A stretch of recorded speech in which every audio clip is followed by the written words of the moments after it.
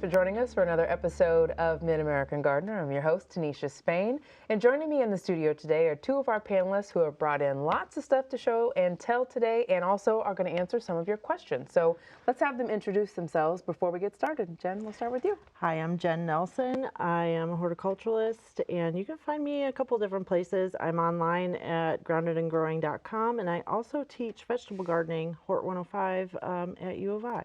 Excellent. All right. Yeah. My name is Rusty Maulding. I have spent the first roughly 25 plus years of my professional life as a landscape contractor, and just recently moved over to public gardening at Lake of the Woods. Excellent. So it's been a busy year for both of you, honestly. Yeah. Yeah, absolutely. All right, let's jump right in. You've got some show and tells. I did. I brought kind of an update show and tell. So we love those. Yeah, like February 2022, I brought this plant on, and this is called Hoya Hearts, and it was Valentine's Day kind of episode. And you see these for sale. They're just a single heart-shaped leaf in a small pot. It was about $6, and I thought, well, I have no idea what this plant is, so it's interesting. I'll take it home. And I read about it, and it said it was highly unlikely that it would do anything but be this heart-shaped leaf in a pot for the rest of its life, because it's tricky to propagate. You can get the leaf to produce roots, but it won't produce a vine, a shoot, unless the proper part is included in the cutting. And even then, it's kind of a 50-50 shot. So I literally was going to throw this away this summer. I was cleaning my office up, and I'm like, this thing is looking sad. It kind of had some brown showing up on it. And I looked closer, and there was a tiny sprout coming out at the base. And it has since very quickly expanded into 2 heart-shaped leaves. And I was telling my neighbor Sue about this, and she said, well, I saw you on that show, and I went out and bought 2 of them because they were so cute. And she lent me her Hoya heart to bring, and it's like way spectacularly bigger than mine. But she has another one that she bought at the same time that is still just the heart in the pot. So kind of an interesting plant, native to Southeast Asia.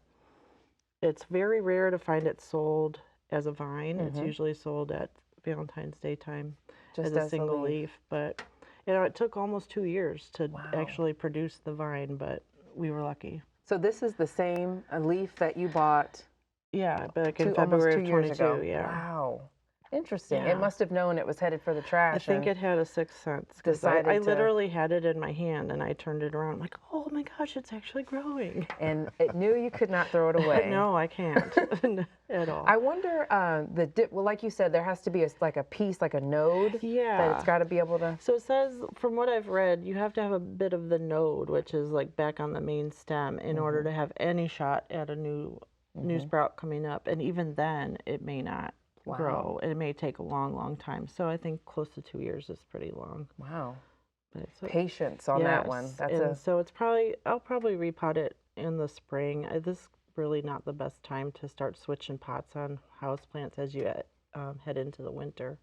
But I'll keep my eye out for something a little bit bigger to put it in for the spring. Excellent. We love an update plant. Yeah. So maybe in 2 years you'll bring it in and it'll look as good as Sue's. Yeah. Excellent. Okay. All right. You know, a lot of times people ask me about trees, like they want something a little quicker growing.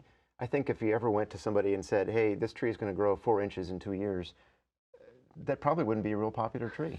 No, no, right. It just keeps things in perspective, right? Yes, truly. Exactly. Yeah, exactly. it's good to keep things in perspective. And low maintenance.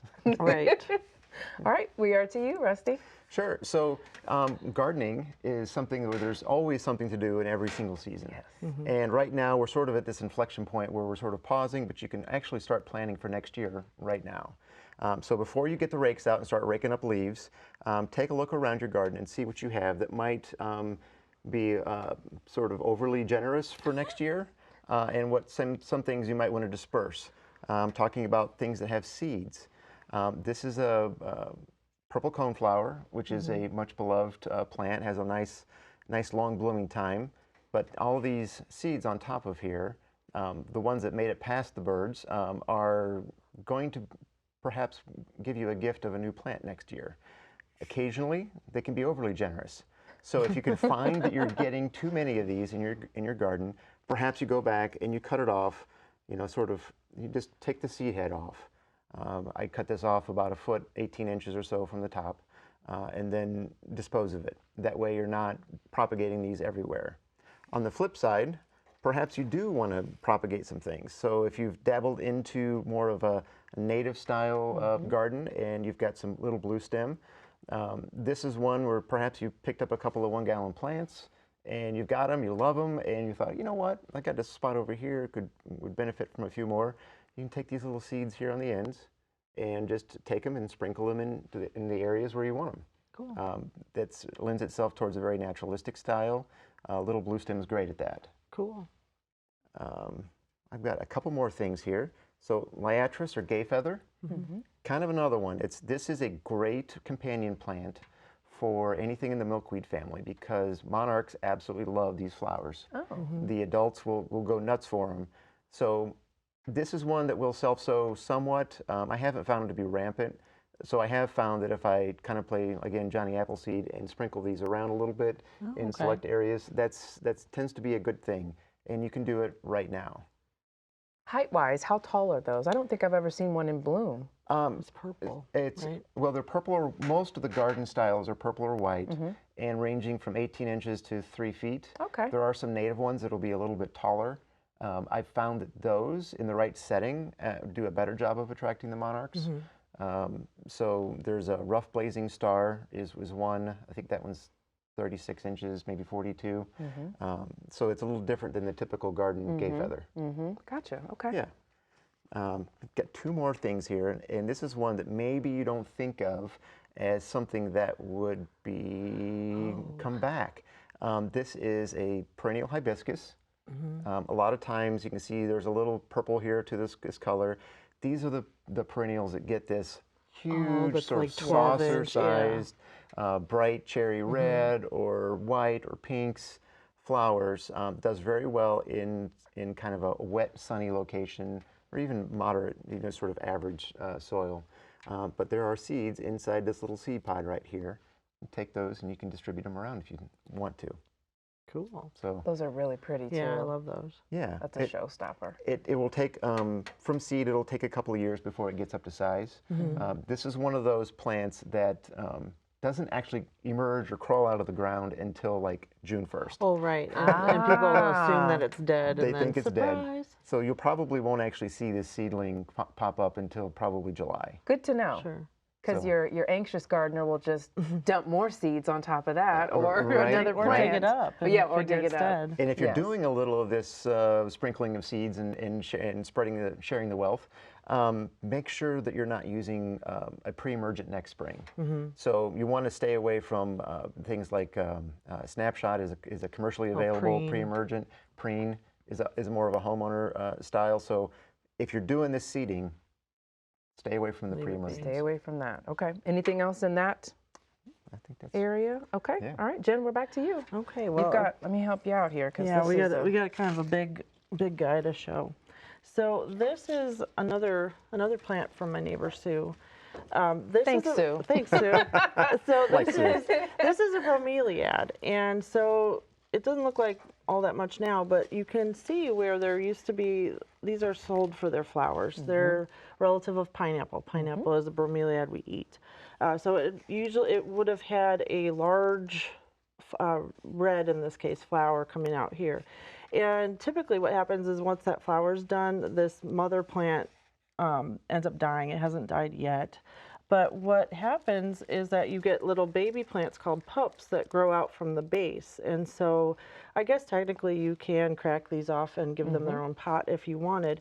But it looks really nice and full the way it is now. And this is one that I haven't tried it myself, but I've read that to get it to produce that beautiful flower, you would put an apple or two and then enclose it in a big bag, like a dry cleaning bag, something big and clear, to trap the ethylene given off by the ripe apple, and that is a signal to the plant to produce a flower. Force the bloom. Yeah, so Interesting. something interesting to try. When they do bloom, they're beautiful, and Yeah, it lasts gorgeous. for a really, really long time. They last for a very long time, and they keep, and this one plant has produced 2 new ones, so Nice. the gift of. Now you mentioned that now is not the best time to start repotting. Right, I would. You would not, like if someone has one of these at home, you would not snap the pups off until spring? I would wait till the spring, just because houseplants in general are, even if they grow a little bit over the winter, they're going to be slowing down. They're going to be, let's set this down.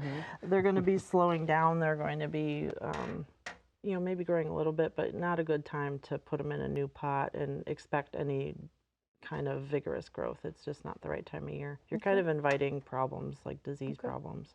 While we're from that talking soil. about it, do you use any fertilizer in the fall or winter months on your houseplants?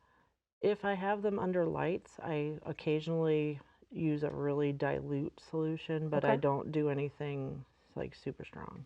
Okay. All right, good to know, because we're all in that kind of transition of Right. bringing them back in if they've Yep. been outside and they're not real happy about The that. big thing right now when you're bringing stuff in is kind of watching for insect problems Yes. or even bigger life forms. If you have big no, I'm serious. I I've- believe right, it. I have right. had people like that bring in giant pots find that a mouse family has moved Not in. just a mouse. Like the whole family. So that is my worst nightmare. I have Same. not had that happen. The biggest thing I've had is a praying mantis. All right, And that doable. Was, yeah, that was a Doable. decent cat toy for the kids. Yeah, but It a was family of entertaining. mice in a No, pot, that thanks. would end me, I believe. Yes, it would. Oh my gosh. Me Okay. too. Good to know. All right, we are back to you. More winterizing, more. A little more winterizing, and you know, we're sort of, you know, we've maybe got some of our areas got some frost this week. Not everybody did, but certainly it's time to start thinking about bringing in the plants that, like we were just talking about, are not cold hardy. Right. And so some of those things are in the ground, and you're only storing things that were in the ground. This is a cannabulb. We use these in beds. Most people, if you've used it as a centerpiece in, like, say, a container or something along those lines, this is the underground structure. And so as we get into colder and before it freezes, you want to go out and harvest this, cut off the top, kind of clean all the soil off, and then put this in a dry, cool space. A basement is ideal. Generally speaking, that's all I do to them. Yeah, I put them in our crawl space. Yeah, I mean, you just got to keep it so that it's reasonable. It can't get too cold. Right. But yeah, anything in the 40s would be ideal. Okay. This is this next one here. This was an elephant ear. Okay. Those great, they'll have this great big, it looks like an Yes. elephant ear, and they love, both of these love water. But again, that's another one of those container plants that most people will get as sort of a centerpiece, as part of a larger outlay. And you can kind of see that this whole top has been cut off. A lot of the smaller roots, I've trimmed these off, and then through the next year, you should be able to split this into 2, and then take that and put it into 2 separate pots. You can start these inside a little bit early, before May, you know, whenever you'd want to put them outside, and that's a good way to get a jump start on your next round. Now, when you were talking about dividing that, do you have to get a piece of that crown, that The center, main one? or can you just pop off the guys along the side? These, so like this bigger one here, this has some starts on it. Okay. You got some little buds coming off of there. So this you could probably use as a Okay. piece. These little itty bitty guys, I would not. Okay. You can see that at home. I would not just take that piece. Not big enough. But you can break off some of these larger pieces. Okay. Okay. And make them their own. And same with the canna. Can we Same. talk about that one? Absolutely. So most of the time, these cannas, and these can get to be really aggressive depending on the variety that you have. Sometimes they're going to Yeah, be we've had some that are just like really mass good quantity. size. Yeah. And so this is kind of a good size to kind of store, but certainly you could probably break this into 2. Okay. Ideally, it's you know, from here on up, that's a good piece. That's a Sure. good start. And this is much smaller down here. You only have really the one eye. Ideally, you've got at least a couple. Okay. So So you want to have enough space that it can support, you know, being separated, but it's got enough reserves to push out some things. And I brought with me, this is a gardener's best friend. If you ever are going to order a lot of bulbs, you'll get these things called a bulb crate. Bulb crate. I need to elevate So my I'm game. I am going to put this sucker out here. And the reason why this is awesome is because it allows air to kind of flow through. Yeah. So these are they're like a gift. Where does one find these? Exactly. Jen and I you- need to know this. You got to buy a lot of bulbs. Dang it. Darn it, I gotta buy more plants. So you know, if Man. you want to go plant 200 daffodils, you know, this is Okay. this is kind of one of the way they come shipped. Okay. Gotcha. So now we just have to buy in bulk quantity. Yeah, Hey, exactly. I'm game if because you we are. need to get the crate. Right. Exactly. Exactly. It's all about the free gift. But it certainly illustrates, you know, that ideally they're in a container that has some airflow through it. During the winter, it's not a bad idea to kind of go down and check on these. Sometimes they'll get a little rot or a little disease in them. And just kind of cull that from the group so it doesn't spread. Sure. But no moisture, no watering, No no water, spritzing, no no water. light. Just Yep. let them be dormant Let for them the be winter. dormant. Let them sit. Let them chill. Let them chill. Alright. Speaking of which, we've got a question from Chris Baxter. This was an email question about an amaryllis, which was my unicorn plant, but I've got it now. Now he's had the same amaryllis growing for 2 years. Says the leaves have grown 2 to 3 feet, but it is not flowered in 2 years. Wondering if he should cut all the leaves off and repot the bulb, or if there's any way to get it to bloom again every year. So I originally thought you might have written this question, but I'm Chris Baxter. yes. But I think the key is that he's just let it grow for that amount of time. Some amaryllis need a dormant period, so typically you stop watering them September-ish and let it die back, and then bring it out holiday time. I typically bring mine out after the holidays because there's just kind of nothing to look at Yes. after we put all the Christmas stuff away. So that should help.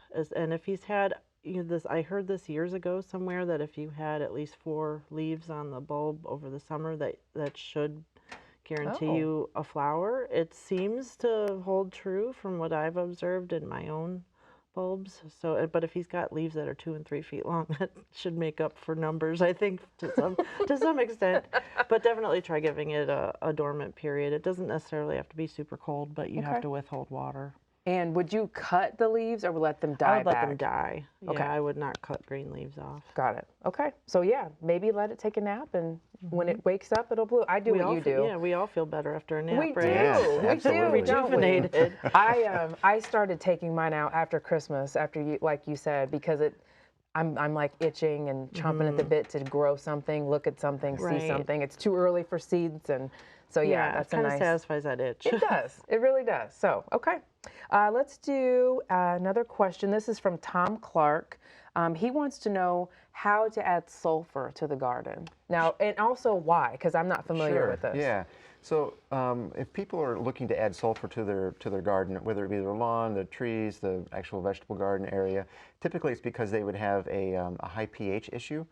Most plants are going to like to in the 6.5 to 7 pH range. That's slightly acidic to right at neutral.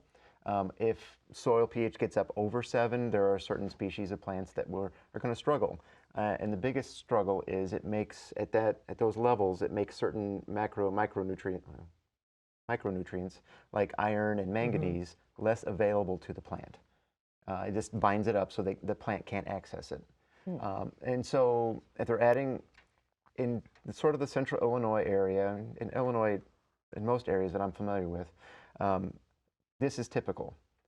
We have basic soils, we have limestone-based soil, right? We've got a lot of clay, a lot of high cation exchange capacity that's going on. So the best time of year to add soil sulfur is sort of in the spring, before things really get cooking good, or right about now in the fall. Because we're in this fall window, I would urge people to get that soil sulfur treatments made probably by about the middle of November. Okay. And depending on your plants, there's different ways to do that. So if you're looking at a tree, you may be augering a hole down into the ground that's maybe 2-3 inches wide and 8 to 12 inches deep, and then after you buy the sulfur, go by the labeled directions, but then you're actually pouring that sulfur and usually some micronutrients also down into that hole it's important to get it into touch with the soil because the sulfur is fairly immobile in the soil. Okay. And so you're getting it down there into the root zone. If you're talking about a turf area, ideally you aerate, pull those cores out, and do a broadcast spread of sulfur, and that also gets that right down into the soil. So, you know, there's those kinds of things. You know, a lot of times if people are looking at, like, say, trees, like they've got a river birch or something like that gets iron chlorosis bad. You know, if you've just moved into the home and you inherited this, well, sorry. I would not plant another one because that is going to be a perennial fight. Because that, as you mentioned, we have a lot of clay soils in Illinois, and that is going to resist, it's going to buffer your effects of putting the sulfur in, so that pH is going to be difficult to drive down into an area where you want it. And are we talking soil samples before this, or if people are going out and buying sulfur, they know what they're doing or know what they're trying to do? Ideally, yes. In theory. In theory. I've also seen people that go out and apply lime to the, and it's like, well, No. what are you doing? Yeah. Let's talk about this. No, absolutely. A soil test is a great thing. If you've taken some tests before and you kind of know what your pH is, you probably know it's going to take you several years and several applications to get that pH down. So maybe if you did an initial test and then make a couple of years worth of applications, do another, just to kind of see where you're at. And the plants will also kind of tell you, you know, hey, I'm happy, or I'm struggling. I'm not quite there yet, you know, let's keep it coming. Gotcha. Well, and with a lot of soil testing operations, when you're sending your sample in, if you provide them with some information of what you're trying to do, like you've got a river birch that's looking like it's having a problem, you give them an idea of what the crop is, they can actually give you an idea of how much to put down. So, because you might not be putting enough, especially if it's like a huge swing in pH or a huge area. Good to know. Good to know. Okay. We've got about 5 minutes left. Let's do another question. Mitch from Sycamore wants to know, why do my Brussels sprout plants not produce any sprouts? The plants only grow to about half the normal height and with no sprouts. This has happened for the past 3 seasons. Other people in my area are having the same problem. So we've got a case of sprout envy, here. Yes. Okay, so my experience with Brussels sprouts, it's basically never recommended as a spring crop because it tends to react to heat really poorly. So it works better as a fall crop. And that said, I have planted it as a spring crop and it has done nothing. And then I've just left it over the summer and it's just kind of hung out. And then in the fall is when I got decent sprouts from it. Interesting. But to encourage the formation of the sprouts, like, it's a very tall plant. People that have never seen them grow before, I don't know if they just thought they were little tiny cabbages in a field somewhere, but they grow off the side of the main stalk. And so if you start removing the leaves from the bottom half of the stalk, that will encourage those sprouts to grow. Okay. And generally you don't see them in the spring if you plant. I don't know when you got this question, if recently. Okay, so so hopefully he recently planted them like midsummer for a fall crop, and hopefully if he removes those lower leaves, he can encourage the development of sprouts. Hopefully they've got good sun, that influences it too. Okay. Well, hopefully that works for you and the folks in the neighborhood. To be able to get some good sprouts. We've got about 3 minutes left, and any tips from either one of you as we're moving into these cooler temperatures about bringing plants in or closing beds? Any helpful advice out there for folks? Something I've talked about in the past that I would say is very applicable to start thinking about now. So certain species of trees, ash, we still have some of those hanging around. We had some walnuts in the preserve that are already dropping, and it's kind of like every year, what do I do with all these leaves, right? It's nature's bounty. Oh, right. And, you know, in past, the practice was, at least commercially, hey, let's get those leaves up and out of here. You know, make everything nice and tidy and clean. And that's really not the best approach. Those leaves staying in your garden over winter will actually be great places for insects to overwinter and things like that. So you don't want to necessarily take all of them away. I'm not saying you got to leave a 2-foot high pile all over everywhere. Right. But if you can leave even a couple of inch layer in your beds especially, and the ones that are on your turf, mulch them up. Right. Okay. Just mulch them up and keep running the mower over them, shred them down into little tiny pieces. That's more fertilizer. It's keeping carbon where it's at. It's a good thing. Okay. All right. Jen, anything to add? Well, along those same lines, I'm of the camp that doesn't cut everything down. Yep. I've noticed it just looks so bare over the winter. You need some winter interest, something to catch the snow, especially like your grasses and stuff. You don't want to cut that down till next spring. But some things like my hostas, they just look kind of melted, so blah. Yes.